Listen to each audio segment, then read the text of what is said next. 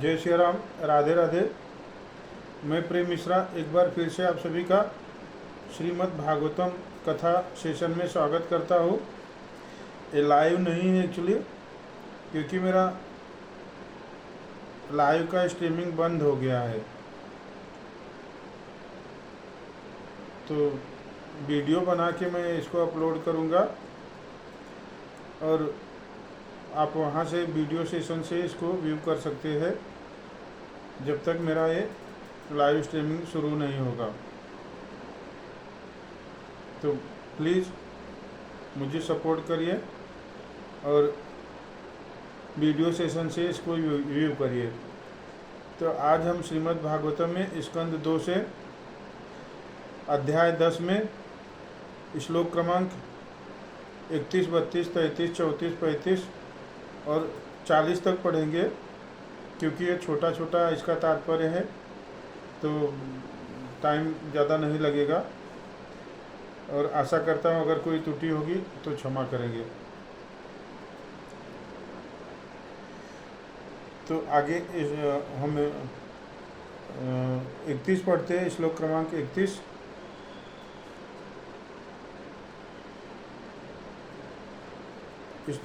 श्लोक क्रमांक 31 इस तरह से है। त्वक्चर्म मांस रुधिर में दो मज्जास्थि धातवः भूम्यत्ते जो मया सप्त प्राणो व्योमाभो वायुधि। त्वचा के ऊपर की पतली परत स्वयं त्वचा, मांस, रक्त, मेद, मज्जा तथा अस्थि शरीर के ये 7 तत्व पृथ्वी, जल तथा अग्नि से बने हैं, जबकि प्राण की उत्पत्ति आकाश, जल तथा वायु से हुई है। तात्पर्य इस तरह से है। संपूर्ण भौतिक जगत की रचना प्रमुखतः पृथ्वी, जल तथा अग्नि इन 3 तत्वों से हुई है, किंतु प्राण की रचना आकाश, वायु तथा जल से हुई है। अतः समस्त भौतिक सृष्टि के स्थूल तथा सूक्ष्म रूपों में जल सामान्य तत्व है। और यहाँ पर ध्यान देने की बात यह है कि आवश्यकता के कारण भौतिक सृष्टि में सर्वाधिक प्रमुख जल सभी 5 तत्वों में प्रधान तत्व है। इस तरह यह भौतिक शरीर 5 तत्वों से बना है, जबकि स्थूल अभिव्यक्ति की अनुभूति केवल 3 तत्वों पृथ्वी, जल तथा अग्नि से होती है। स्पर्श का अनुभव चमड़ी पर पतली परत के कारण होता है और अस्थि परत पत्थर के समान कठोर होती है। श्वास, प्राणवायु आकाश, वायु तथा जल से उत्पन्न है। अतः शुद्ध वायु, नियमित स्नान तथा रहने के लिए प्रचुर स्थान स्वस्थ जीवन के लिए अनुकूल होते हैं। स्थूल शरीर को ठीक से बनाए रखने के लिए पृथ्वी से उत्पन्न ताज़ा अन्न तथा साग के साथ ही शुद्ध जल तथा उष्मा लाभप्रद है। आगे श्लोक क्रमांक 32 इस तरह से है। गुणात्मा इंद्रियाणि भूतादि प्रभवा गुणा मनः सर्व विकारात्मा बुद्धिर्विज्ञान रूपिणी। इंद्रिया भौतिक प्रकृति के गुणों से जुड़ी होती है और भौतिक प्रकृति के ये गुण मिथ्या अहंकार से जनित है। मन पर समस्त प्रकार के भौतिक अनुभवों, सुख दुख का प्रभाव पड़ता है और बुद्धि मन के विचार का लक्षण है।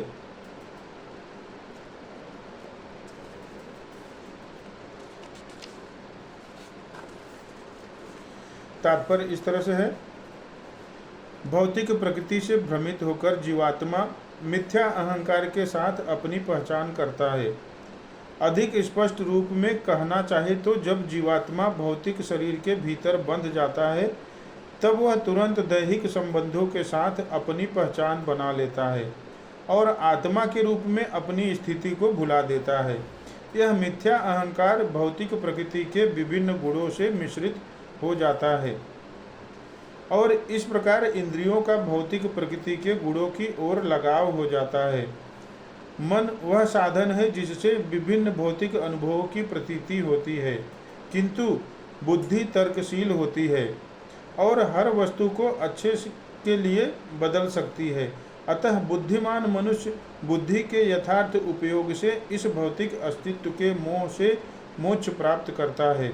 बुद्धिमान मनुष्य इस भौतिक संसार की विषम परिस्थिति का पता लगा सकता है और इस प्रकार वह इस खोज में लग जाता है कि वह कौन है, उसे विभिन्न प्रकार के कष्ट क्यों दिए जाते हैं, इनसे कैसे छुटकारा पाया जा सकता है, और इस प्रकार अच्छी संगति से उन्नत बुद्धिमान मनुष्य आत्म साक्षात्कार के उच्चतर जीवन की ओर उन्मुख हो सकता है।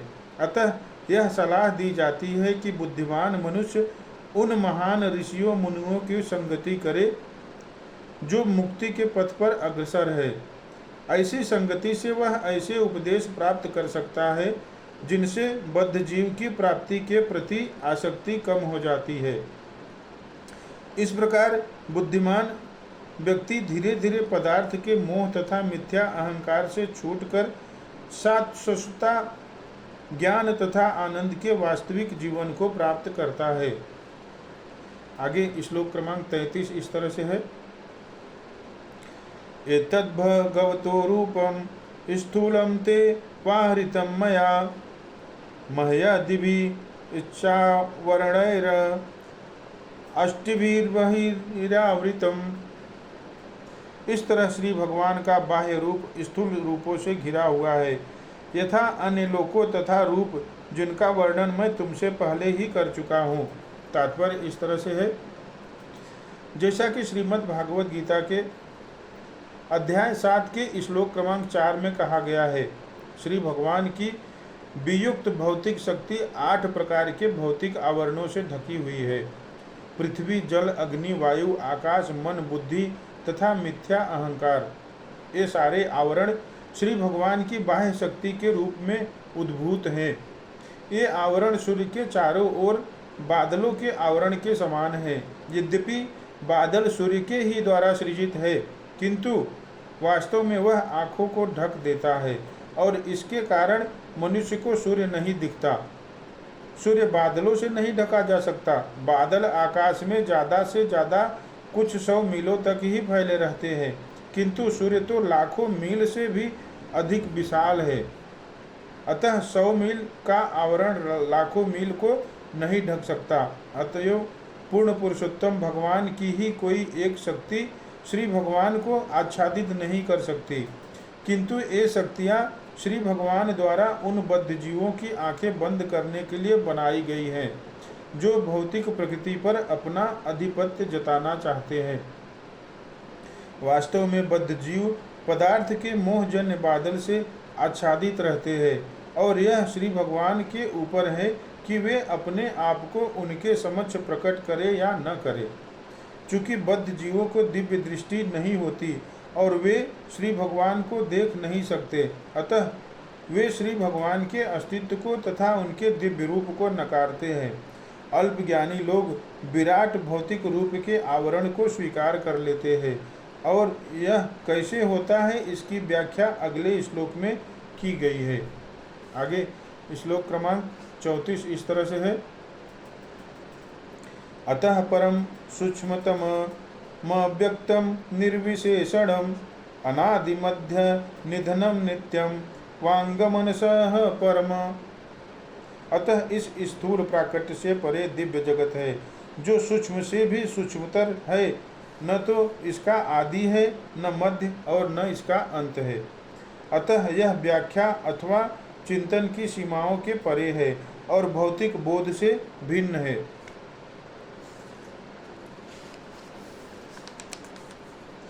तात्पर्य इस तरह से है, परमेश्वर का स्थूल बाह्य रूप कुछ निश्चित अंतराल में प्रकट होता रहता है। अतः पूर्ण पुरुषोत्तम भगवान का यह बाह्य लक्षण या रूप शाश्वत नहीं है और इसका न तो कोई आदि है, न मध्य और न ही इसका कोई अंत है। जिस वस्तु का आदि, मध्य और अंत होता है वह भौतिक कहलाती है और इस भौतिक जगत का प्रारंभ श्री भगवान से हुआ है और इस प्रकार श्री भगवान का जो रूप भौतिक जगत के प्रारंभ के पूर्व विद्यमान था वह निश्चय ही सूक्ष्मतर या सर्वाधिक सूक्ष्म भौतिक धारणा से परे है। भौतिक जगत में आकाश सूक्ष्मतम माना जाता है। आकाश से भी सूक्ष्म मन बुद्धि तथा मिथ्या अहंकार होते हैं, किंतु आठों बाह्य आवरणों को परम सत्य के बाह्य आवरणों के रूप में बताया जाता है। अतः परम सत्य भौतिक अवधारणाओं की व्याख्या एवं कल्पना से परे है। वे निश्चित ही सभी भौतिक चिंतन से परे है। यह निर्विशेषणम कहलाता है, किंतु मनुष्य को निर्विशेषणम को दिव्य गुणों से विहीन समझने की गलती नहीं करनी चाहिए। विशेषणम का अर्थ है गुण, अतः निर के जुड़ने से निर्विशेषणम का अर्थ भौतिक गुणों या विविधताओं से रहित हो जाता है। इस निषेधात्मक पद का वर्णन 4 दिव्य गुणों के द्वारा किया जाता है। अप्रकट, दिव्य, शाश्वत तथा मन एवं वाणी से परे। शब्दों की सीमाओं से परे का अर्थ है भौतिक बोध का निषेध। जब तक मनुष्य दिव्य पद पर स्थित नहीं होता, तब तक वह श्री भगवान के दिव्य रूप को नहीं जान सकता। आगे श्लोक क्रमांक 35 इस तरह से है। अमुनि भगवद्वे मया ते हनु वर्णिते उभे अपि न गृहन्ति माया सृष्टे विपश्चितः। मैंने तुमसे भौतिक दृष्टिकोण से श्री भगवान के जिन 2 रूपों का ऊपर वर्णन किया है, उनमें से कोई भी श्री भगवान को अच्छी तरह जानने वाले शुद्ध भक्तों द्वारा स्वीकार नहीं किया जाता। तात्पर्य इस तरह से है, जैसा कि ऊपर कहा गया है, निर्विशेषवादी श्री भगवान को 2 भिन्न विधियों से जानते हैं। एक और वे श्री भगवान के सर्वव्यापी विश्वरूप की पूजा करते हैं, तो दूसरी ओर वो श्री भगवान के अव्यक्त अवर्णनीय सूक्ष्म रूप का चिंतन करते हैं। सर्वेश्वरवाद तथा एकेश्वरवाद के सिद्धांत क्रमशः श्री भगवान के स्थूल तथा सूक्ष्म रूपों के लिए लागू होते हैं, किंतु भगवान के शुद्ध विद्वान भक्त इन दोनों सिद्धांतों को अस्वीकार करते हैं, क्योंकि उन्हें वास्तविक स्थिति का बोध होता है। इसका स्पष्ट उल्लेख श्रीमद् भागवत गीता के 11वें अध्याय के श्लोक क्रमांक 45 में किया गया है। यहाँ अर्जुन द्वारा परम भगवान श्री कृष्ण के विश्व रूप का अनुभव अंकित है। अदृष्ट पूर्व ऋतोष्मो स्मी दृष्टा भयेन न प्रभृतं मनो में तदेव में दर्शय देव रूपम प्रसीद देवेश जगन्निवास। श्री भगवान के शुद्ध रूप में अर्जुन ने अपने पूर्व कभी भी श्री भगवान के विश्व रूप को नहीं देखा था, किंतु जब उसने उन्हें देखा तो उसकी उत्सुकता शांत हो गई, लेकिन वह एक शुद्ध भक्त के रूप में अपने लगाव के कारण श्री भगवान के इस प्रकार के रूप को देखकर प्रसन्न नहीं हुआ। वह श्री भगवान के विराट रूप को देखकर भयभीत हुआ। अतः उसने श्री भगवान से अपना चतुर्भुज नारायण रूप या श्री कृष्ण रूप धारण करने के लिए प्रार्थना की, क्योंकि वह उसी से प्रसन्न हो सकता था। निसंदेह श्री भगवान अपने आप को अनेक रूपों में प्रकट करने की सर्वोपरि शक्ति से परिपूर्ण है, किंतु श्री भगवान के शुद्ध भक्त तो उनके धाम त्रिपाद विभूति में शाश्वत दिखाई पड़ने वाले रूप में रुचि रखते हैं। त्रिपाद विभूति धाम में श्री भगवान 2 रूपों में प्रकट होते हैं, चतुर्भुज रूप अथवा 2 भुजाओं वाला रूप। भौतिक विश्व में प्रकट होने वाले उनके विश्व रूप में अनेक भुजाएं होती है और अनेक आयाम होते हैं और सभी कुछ असीम होता है। श्री भगवान के शुद्ध भक्त उनके वैकुंठ रूपों की अर्थात नारायण या श्री कृष्ण के रूप की पूजा करते हैं। कभी कभी वे ही वैकुंठ रूप इस भौतिक जगत में उन्हीं की कृपा से श्री राम श्री कृष्ण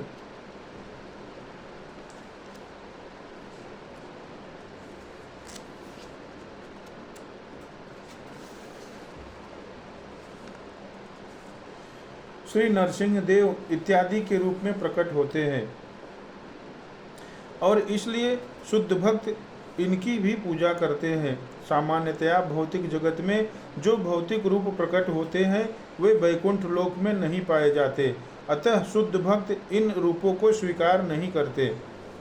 भक्त जन प्रारंभ से ही वैकुंठ लोक में स्थित श्री भगवान के शाश्वत रूपों को पूजते आ रहे हैं। अभक्त निर्विशेषवादी श्री भगवान के भौतिक रूपों की कल्पना करते हैं और अंततः वे श्री भगवान की निर्विशेष ब्रह्म ज्योति में लीन हो जाते हैं, जबकि श्री भगवान के शुद्ध भक्त तो प्रारंभिक तथा मुक्ति की अवस्था, इन दोनों ही स्थितियों में सदैव श्री भगवान की पूजा करने वाले शुद्ध भक्त की पूजा कभी नहीं रुकती, किंतु निर्विशेषवादी की पूजा ब्रह्म ज्योति में उसके लीन होने पर और मुक्ति मिलने तक रुक जाती है। इसलिए श्री भगवान के शुद्ध भक्तों की विपश्चित अर्थात विद्वान कहा गया है, जिन्हें श्री भगवान का पूरा पूरा ज्ञान रहता है। आगे श्लोक क्रमांक 36 इस तरह से है। सवाच्य वाचकतया भगवान ब्रह्म रूपधृक नाम रूप क्रियाधत्ते सकर्म कर्म कह पर। अपने दिव्य नाम गुण लीलाओं परिवेश तथा विभिन्नताओं के कारण श्री भगवान अपने आप को दिव्य रूप में प्रकट करते हैं। यद्यपि इन समस्त कार्यकलापों का उन पर कोई प्रभाव नहीं पड़ता, किंतु वे व्यस्त से प्रतीत होते हैं। तात्पर्य इस तरह से है, जब भी भौतिक सृजन करने की आवश्यकता होती है तो श्री भगवान सृजन पालन तथा संहार के लिए इस भौतिक जगत में विविध रूप स्वीकार करते हैं। मनुष्य को इतना बुद्धिमान तो होना ही चाहिए कि वह उनकी लीलाओं को सही सही जान सके और यह न सोच बैठे कि वे भौतिक प्रकृति द्वारा निर्मित सांसारिक रूप धारण करके इस जगत में अवतरित होते हैं। भौतिक प्रकृति से स्वीकृत कोई भी रूप इस संसार के किए गए प्रत्येक कार्य से अनुराग रखता है। जो बद्ध जीव किसी कार्य के प्रयोजन से भौतिक रूप ग्रहण करता है उस पर भौतिक नियम लागू होते हैं, किंतु इस श्लोक में स्पष्ट कहा गया है कि यद्यपि श्री भगवान के रूप तथा कार्य बद्ध जीव जैसे होते हैं, किंतु वे अलौकिक होते हैं और बद्ध जीव के लिए असंभव होते हैं। वे पूर्ण पुरुषोत्तम भगवान ऐसे कार्यों से सदैव अप्रभावित रहते हैं। श्रीमद् भागवत गीता के अध्याय 4 के श्लोक क्रमांक 14 में श्री भगवान कहते हैं, न माम कर्माणि लिप्पन्ति न मे कर्म फले स्पृहाः इति माम यो अभिजानाति कर्मभिर्न स बध्यते। श्री भगवान न तो उन कर्मों द्वारा बंधते हैं जिन्हें वे अपने विभिन्न अवतारों द्वारा ऊपरी तौर पर संपन्न करते हैं, न ही उन्हें सकाम कर्म द्वारा सफलता प्राप्त करने की आकांक्षा रहती है। श्री भगवान धन बल यश सौंदर्य ज्ञान तथा त्याग की उनकी विविध शक्तियों से पूरित हैं, अतः बद्ध जीव की तरह उन्हें परिश्रम करने की कोई आवश्यकता नहीं पड़ती। ऐसा बुद्धिमान पुरुष जो श्री भगवान के दिव्य कार्यों तथा बद्ध जीवों के कार्यों में भेद कर सकता है और वह भी कर्मफल में नहीं बंधता। ब्रह्मा विष्णु तथा शिव के रूप में श्री भगवान प्रकृति के 3 गुणों का संचालन करने वाले हैं। विष्णु से ब्रह्मा और ब्रह्मा से शिव उत्पन्न हुए हैं। कभी कभी ब्रह्मा भगवान श्री विष्णु के पृथक अंश होते हैं तो कभी ब्रह्मा स्वयं भगवान श्री विष्णु होते हैं। इस प्रकार ब्रह्मा ब्रह्मांड भर की समस्त योनियों को उत्पन्न करते हैं, जिसका अर्थ यह होता है कि श्री भगवान संपूर्ण सृष्टि को या तो स्वयं उत्पन्न करते हैं या फिर अपने अधिकृत सहायक के माध्यम से करते हैं। आगे श्लोक क्रमांक 37, 38 और 39 एक साथ है। तो श्लोक 37, 38 और 39 इस तरह से है। प्रजापतिन्म नून देवान ऋषीन पितृगणान पृथक सिद्धचार गंधर्वान विद्याधार सुरगुह्यकान किन्नराप्सरो नागान सर्पान किं पुरुषन्नरान मातृरक्ष पिशाचाश्च प्रेतभूत विनायकान कुष्माण्डोन्मादलेवतालान यातुधानान ग्रहनपि खगान मृगान पशून वृक्षान गिरिनृप सरीसृपान।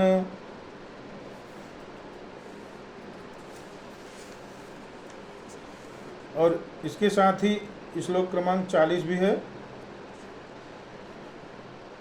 दुविधाश्च तुर्विधा ये अन्ये जलस्थल न भौकसः कुशलला कुशला मिश्राः कर्मणागत यस्तित्माह।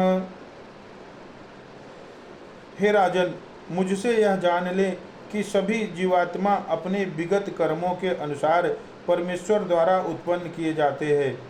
इसमें ये सभी सम्मिलित हैं, यथा ब्रह्मा तथा उनके दक्ष जैसे पुत्र, वैवस्वतर मनु जैसे सामयिक प्रधान इंद्र चंद्र, तथा वरुण जैसे देवता, भृगु व्यास तथा वशिष्ठ जैसे महर्षि, पितृलोक तथा सिद्धलोक के निवासी, चारण गंधर्व विद्याधर असुर यक्ष किन्नर तथा देवदूत, नाग बंदर जैसे किमपुरुष, मनुष्य मातृलोक के निवासी, असुर पिशाच भूत प्रेत उन्मादी, शुभ अशुभ आत्मा, शुभ अशुभ नक्षत्र, विनायक, जंगली पशु पक्षी, घरेलू पशु, सरीसृप, पर्वत, चर तथा अचर जीव, जरायुज, अंडज, स्वेदज तथा उद्भिज जीव तथा अन्य समस्त जल, स्थल या आकाश के सुखी दुखी अथवा मिश्रित सुखी दुखी जीव इत्यादि, ये सभी अपने पूर्व कर्मों के अनुसार परमेश्वर द्वारा सृजित होते हैं।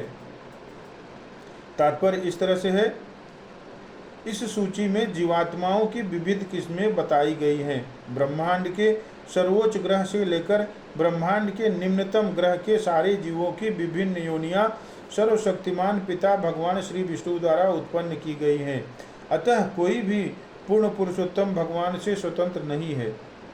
इसलिए श्री भगवान ने श्रीमद् भागवत गीता के अध्याय 14 में श्लोक क्रमांक 4 में निम्नलिखित श्लोक में सभी जीवात्माओं को अपनी संतति कहा है।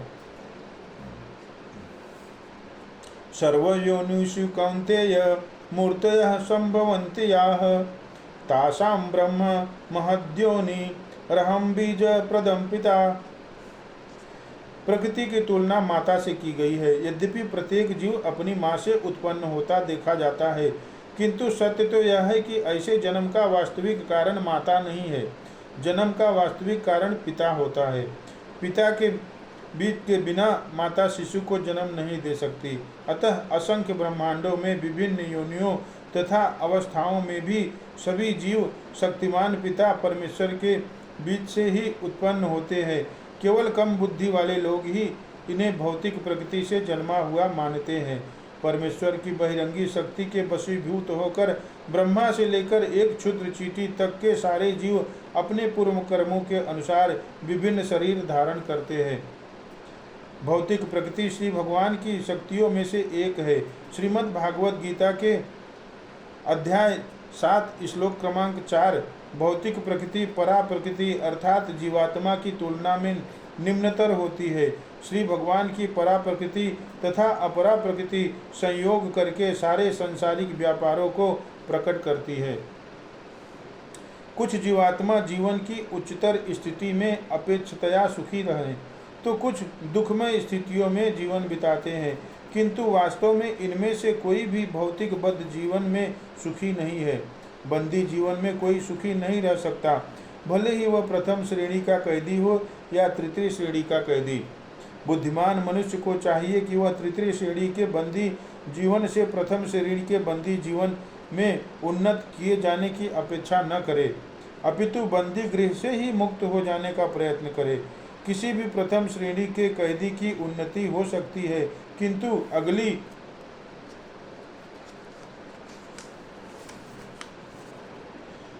अवधि में उसे तृतीय श्रेणी में फिर जाना पड़ सकता है। मनुष्य को चाहिए कि वह बंदी जीवन से मुक्त होने और श्री भगवान के धाम वापस जाने का प्रयास करे। समस्त प्रकार के जीवों के लिए यही वास्तविक गंतव्य है। जय श्री राम। राधे राधे। आज हमने श्रीमद् भागवतम में स्कंद 2 के अध्याय 10 में श्लोक क्रमांक 31, 32, 33, 34, 35, 36, 37, 38, 39 और 40 पढ़े हैं। यहाँ पर श्रील सुखदेव गोस्वामी और श्री महाराज परीक्षित का वार्तालाप था। आशा करता हूँ अगर कोई त्रुटि होगी तो क्षमा करेंगे।